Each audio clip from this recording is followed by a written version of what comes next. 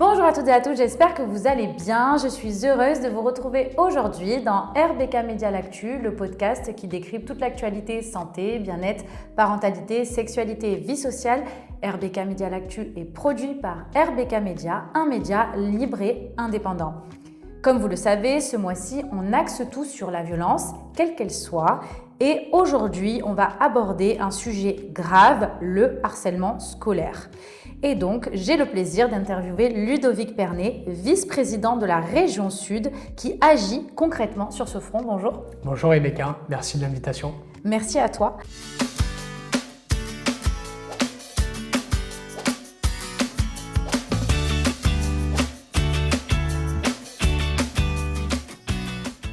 Pourquoi avez-vous décidé de faire de la lutte contre le harcèlement scolaire une priorité régionale ? Le harcèlement scolaire est un fléau.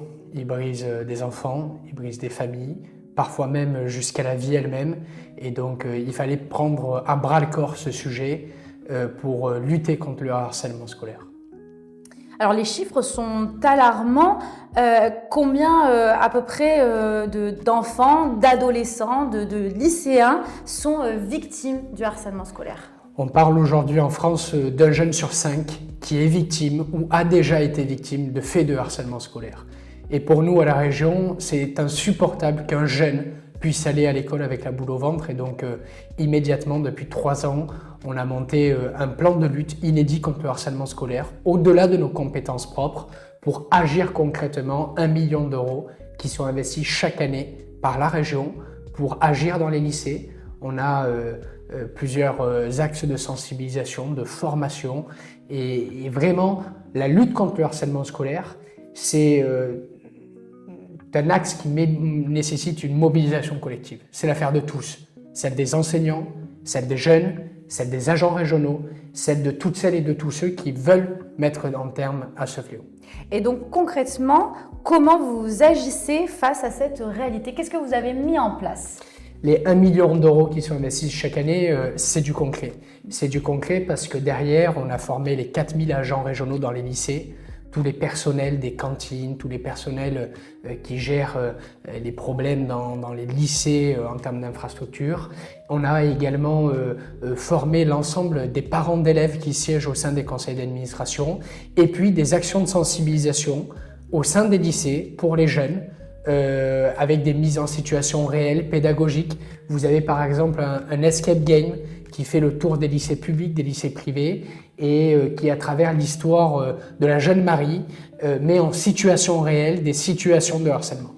Et il peut y avoir des signaux qui sont des alarmes pour que les adultes puissent immédiatement agir. Je pense notamment à un jeune qui aurait plutôt des bonnes notes et qui se retrouve du jour au lendemain avec des notes qui chutent brutalement, avec une personne qui du coup se renferme sur elle-même.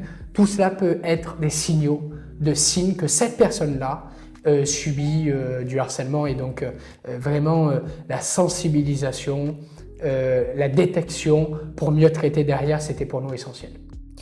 Alors, d'autres actions comme les ateliers de riposte verbale, de self-défense, sont également proposées.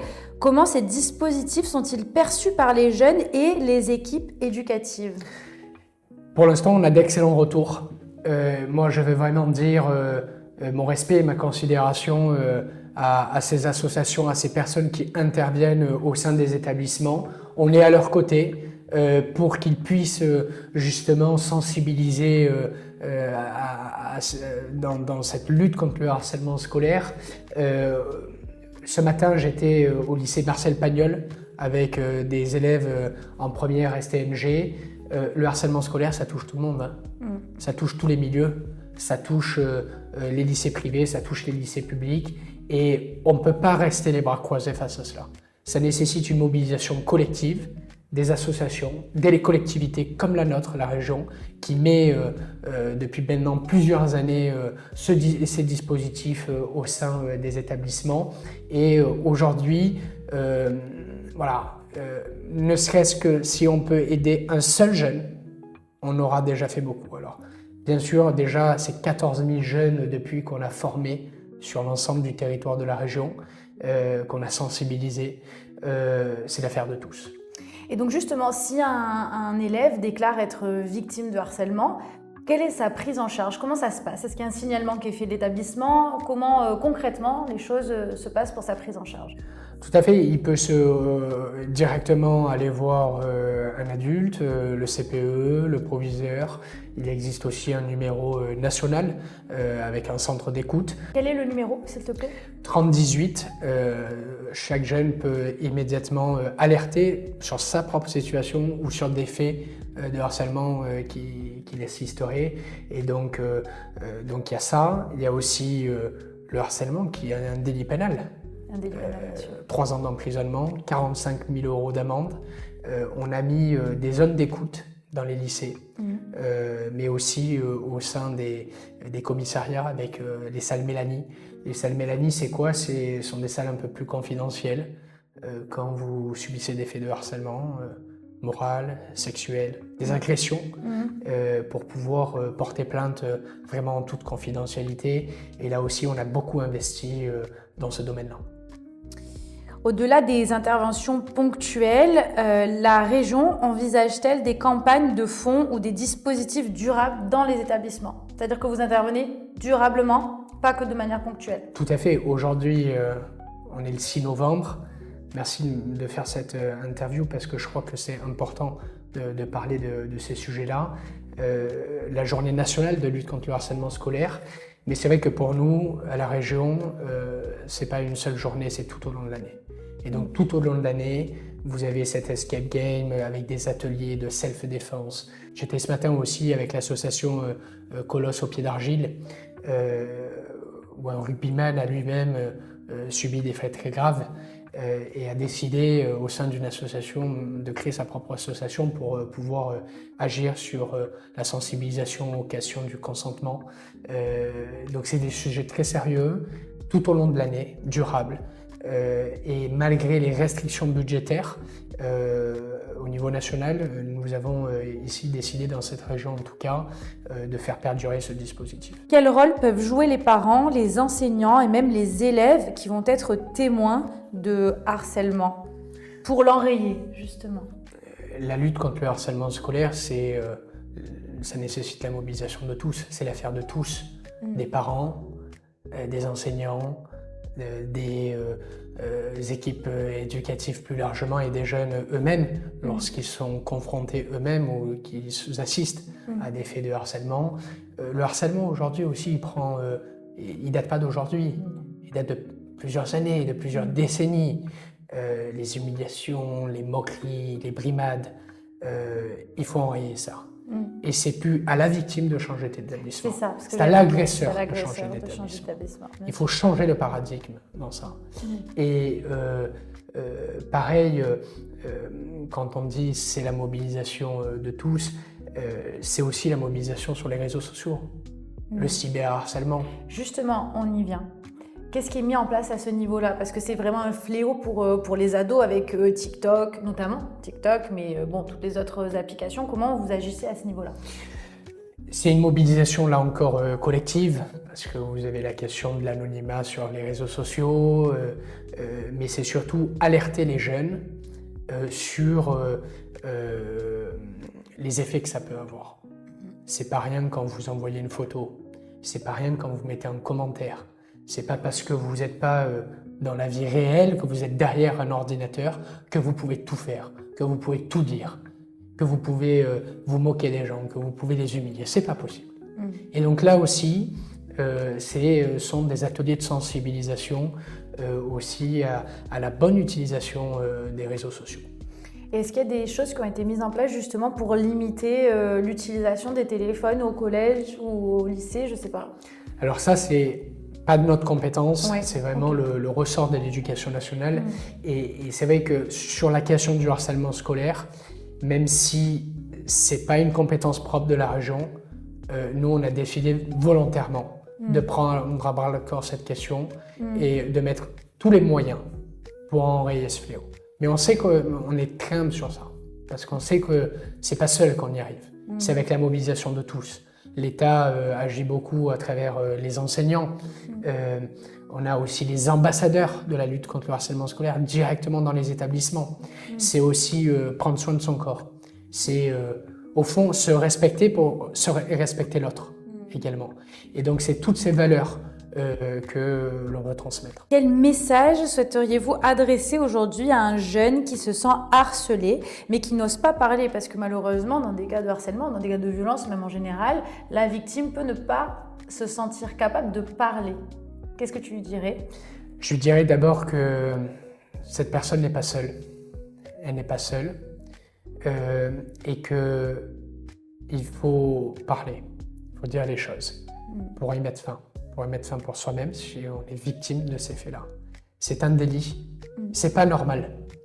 C'est pas ne serait-ce que quelques phrases, quelques mots. Ça peut engendrer des souffrances psychologiques. Et la violence des mots, MOTS, peut engendrer des mots MAUX.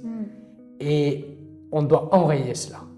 C'est pas possible aujourd'hui qu'un jeune aille à l'école avec la boule au ventre. Et c'est pas possible qu'aujourd'hui des jeunes souffrent psychologiquement, physiquement aussi, jusqu'à parfois s'en donner le prix de leur vie. Je pense notamment au jeune Lucas de 13 ans qui a été victime d'insultes, d'homophobie et qui s'est suicidé pour cela. Et ça, c'est pas acceptable. Non, mais justement, donc quand on est victime malheureusement de harcèlement, il y a donc l'harceleur, oui. L'auteur des faits, oui. Mais en parallèle, on a les complices de tout ça. Puisque finalement, quand on voit ce qui se passe, quand on voit un enfant qui est harcelé, qui subit de la violence, qu'elle soit physique ou qu'elle soit psychologique, et qu'on ne fait rien, et qu'en plus on suit ce truc-là, on est complètement complice. Mais c'est justement pour ça qu'il faut que les jeunes sont aussi, quand vous êtes au collège, même encore au lycée, vous êtes dans l'éveil, vous êtes dans l'apprentissage. Et il faut expliquer que ce n'est pas normal. C'est un délit. Et donc que chacun soit bien conscient des effets que ça peut avoir. Voilà. C'est la mobilisation et l'affaire de tous. C'est vraiment ça le message, je crois. Et le message, un jeune qui serait harcelé, c'est tu n'es pas seul. Il y a du monde autour de toi. Et ce n'est pas toi qui dois te sentir coupable. C'est pas toi le coupable. C'est celui qui t'harcèle. C'est celui qui t'insulte. C'est celui qui se moque de toi. Et donc on doit enrayer ce fléau. Le ministre de l'Éducation nationale, quand il avait pris la décision forte mais nécessaire de dire c'est plus à l'harcelé de quitter l'établissement. Vous imaginez, pendant des années, c'est l'harcelé qui devait quitter l'établissement. C'est l'harcelé. Ça, c'est pas possible. Quels sont les signes qui doivent alerter? Il y a plusieurs signaux. Ça peut être une chute brutale des notes. Ça peut être un changement de comportement. Un enfant, un jeune qui est joyeux et qui tout d'un coup se renferme sur lui-même, ne parle plus trop à ses amis. Ça peut être déjà des signaux qui doivent immédiatement alerter. La fugue ou pas? Le fait de ne plus vouloir aller à l'école, je sais pas. Oui, le fait d'avoir peur d'aller à l'école, bien sûr, ça peut être des éléments où j'échange beaucoup avec ces jeunes-là, avec les associations qui interviennent. Vraiment, il ne faut pas avoir peur aussi de poser des questions à son enfant. Oui, justement. Qu'est-ce que tu dirais à des parents? D'être attentifs. Aux parents, en fait, qui nous écoutent. Les parents c'est leur enfant. Ils donnent tout à leur enfant. Normalement. Oui, normalement, parce que c'est votre chair. Et puis c'est ce que vous transmettez. Et il ne faut pas avoir peur de parler avec ses enfants si on voit qu'il y a un changement de comportement, un petit mal-être, j'ai mal au ventre, maman, j'ai pas très envie d'aller à l'école aujourd'hui. Et pourquoi? De comprendre pourquoi, de poser la question. De poser la question pour arriver à comprendre ce qui se passe et pouvoir réagir vite. Ça peut être les familles. C'est pour ça qu'on forme les parents d'élèves. C'est aussi au niveau des enseignants. c'est au niveau des agents régionaux des lycées, dans les cantines. Il y a plusieurs éléments qui peuvent apporter du harcèlement. Ça peut être des bouts de papier qui sont posés dans la trousse. Moi il y a une fille qui s'était pris du shampoing dans sa trousse. C'est inacceptable. Non mais ça me... C'est humiliant et il faut bien que celles et ceux qui commettent ces faits-là comprennent qu'ils portent une très lourde responsabilité. Une responsabilité pénale, parce que c'est un délit, mais aussi une profonde responsabilité morale. Parce qu'un jeune qui est harcelé, il souffre moralement, et ça peut aller jusqu'à la mort, comme le jeune Lucas de 13 ans. C'est écœurant, et il faut tout faire pour le combattre. Chacun peut ressentir différemment.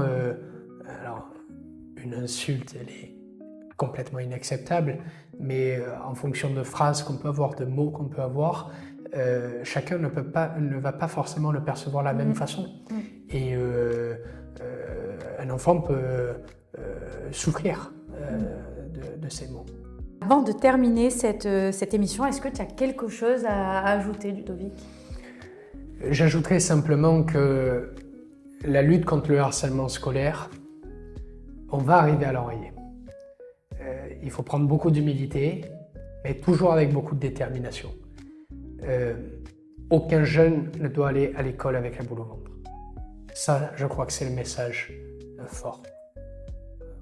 On va tout faire pour l'enrayer. Et on va se mobiliser collectivement, famille, jeunes, enseignants, tous ensemble, élus. Vous toutes et vous tous, on a tous un rôle à jouer contre ce fléau. Alors allons-y. Merci beaucoup, Ludovic. Merci. Merci.